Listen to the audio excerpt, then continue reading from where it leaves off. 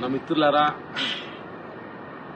ప్రతి క్షణం ప్రతి దానిలో మనం చూసి నేర్చుకోవచ్చు. మా ఊర్లో ఉండగా మేము చెన్నై వెళ్ళక ముందు ఒక 40 సంవత్సరాలకు ముందు మాకు పక్కన యానాదులు అని మాకు చేపలు పట్టుకుంటూ ఎలుకలు పట్టుకుంటూ మాకు పక్కన మా ఫ్రెండ్స్ ఉండేవాళ్ళు.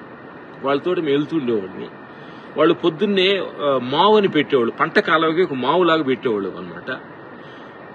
పెట్టి నైట్ పెట్టేసి పొద్దున్నే వచ్చి ఆ మావు తీసేవాళ్ళు. ఆ మావు లోపల ఏంటంటే ఒక చిన్న కన్నాలాగా ఉంటుంది. దాని లోపల చేపలు వెళ్ళి వాళ్ళు ఇట్లా రావడానికి ఉండదు. అలాగే ఆ మావు లోపలికి మార్నింగ్ ఆ మావు తీసి తిరగబోస్తే ఆ లోపల కొన్ని ఎంట్రకాయలు, కొన్ని పాములు, కొన్ని చేపలు అన్నీ పడతాయి.